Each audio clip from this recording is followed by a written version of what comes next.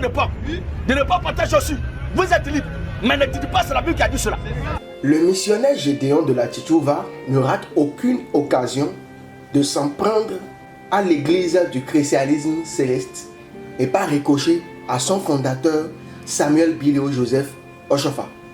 Dans ce bout de vidéo que nous venons de suivre, il s'en prend encore à nouveau à l'église du christianisme céleste, remettant en cause pourquoi les chrétiens célestes ne mangent pas la viande du porc et pourquoi ils ne portent pas de chaussures.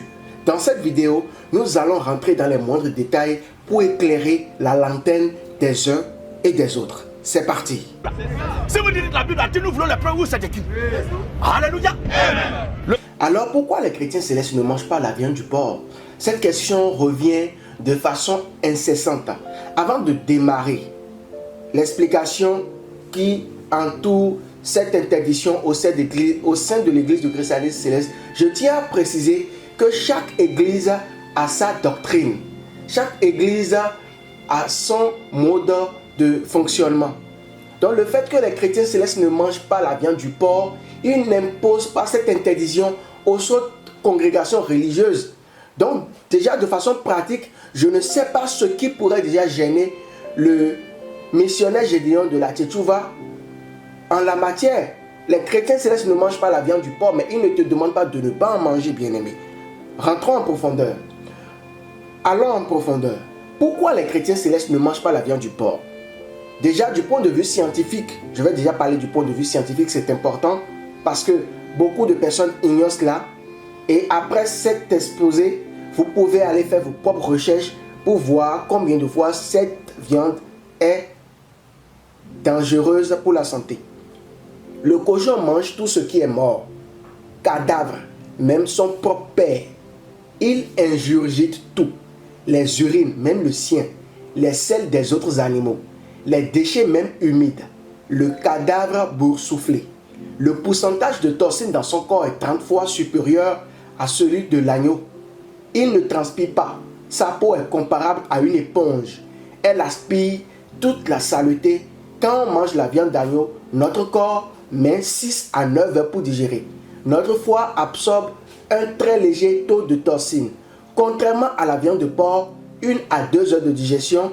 Donc cette consommation noie le foie par sa grande quantité de toxines.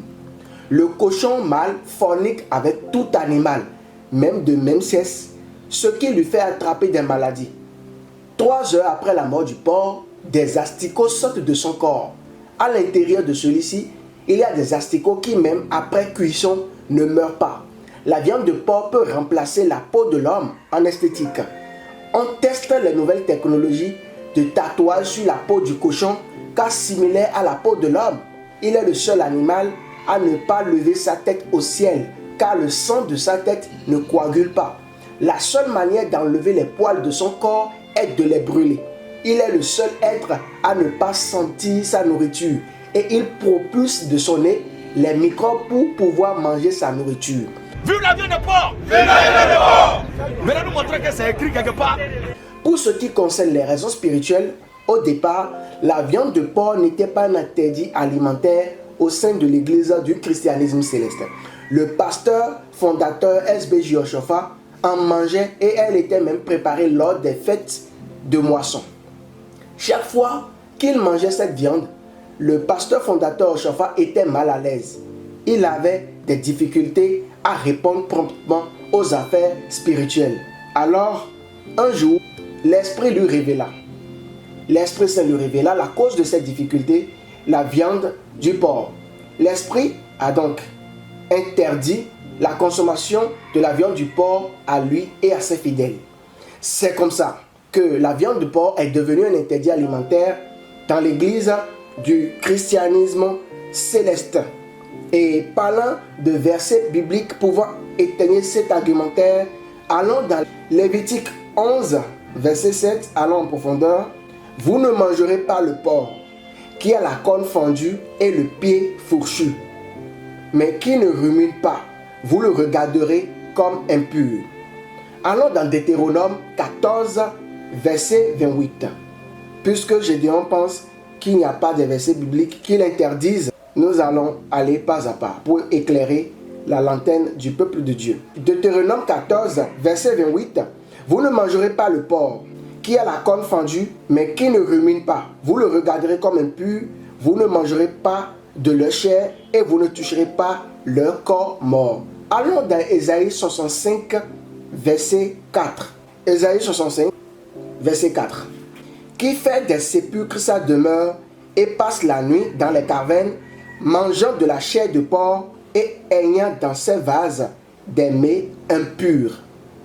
Ésaïe 66, 17 nous dira aussi: ceux qui se sanctifient et se purifient dans les jardins au milieu desquels ils vont un à un qui mangent de la chair de porc, des choses abominables et des souris, tous ceux-là périront, dit l'Éternel. Pour finir cet exposé, allons dans Matthieu 8, versets 30 à 11. Et là, nous sommes dans le Nouveau Testament. Il y avait loin d'eux un grand troupeau de pourceaux qui paissaient. Les démons priaient Jésus, disant: si tu nous chasses, envoie-nous dans ce troupeau de pourceaux. Voilà les versets bibliques qui prouvent à suffisance que la viande de porc est impure à la consommation. Et même du point de vue scientifique, les scientifiques sont clairs sur la question, c'est une viande dangereuse. Mais pour résumer cet exposé, je vous dirai que l'Église du christianisme céleste n'interdit à personne de manger la viande du porc. Si vous vous reconnaissez chrétien céleste, fils spirituel du prophète S.B.J. Oshofa, que Jésus a missionné depuis 1947 pour la création de cette église du christianisme céleste, la viande de porc n'est pas propice à l'alimentation. Les musulmans aussi font de même. Ils ne mangent pas aussi la viande du porc. Donc moi, ce que je voudrais dire à Gédéon de la Tchétchouva, il est libre de prêcher, mais qu'il arrête en fait d'attaquer les autres, soit disant qu'il n'y a pas de preuves dans la Bible pour appuyer ce qu'on dit. Le Seigneur Jésus qui portait Jésus, ses disciples portaient Jésus. Toi qui ne portes pas Jésus pour aller prier Dieu là, et qui dit que c'est Jésus qui t'a envoyé. Qui a dit? Venez nous montrer. Le chrétien céleste marche pieds nus dans les lieux de prière et quand il prie. Lorsqu'il se met en soutane, il doit nécessairement retirer ses chaussures. La raison fondamentale de ce comportement doctrinaire est que le chrétien céleste prie sur une terre sainte. Dieu descend à l'endroit où vous l'invoquez.